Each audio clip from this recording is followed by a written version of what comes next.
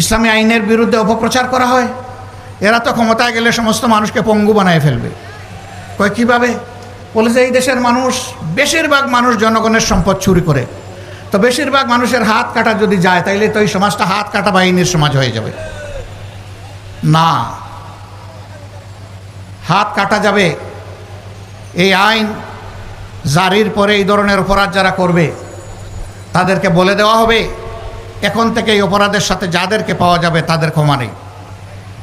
2 নম্বর দেখা হবে যে লোকটি চুরি করেছে সে কি পেটের জ্বালায় যন্ত্রণায় আগুন নিবানোর জন্য চুরি করেছে।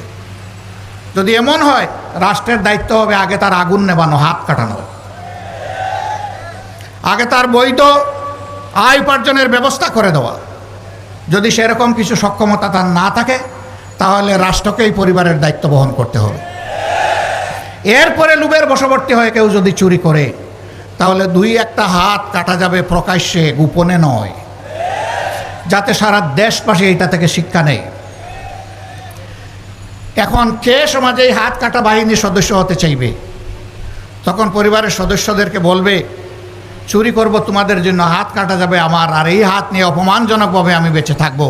আমার পক্ষে আজ থেকে আর চুরি করা সম্ভব নয়। জিনার শাস্তির সঙ্গে সার। বলে যে সব মানুষই তাইলে মারা যাবে, এরকম গোপনে ছুটিয়ে প্রকাশ্যে কত ধরনের জিনা হচ্ছে। হ্যাঁ, ওরকম 2-1 জনের শাস্তি হলে বাকিরা তওবা করে আড়ালে চলে যাবে ইনশাআল্লাহ। মা বোনরা নিরাপদ হয়ে যাবে।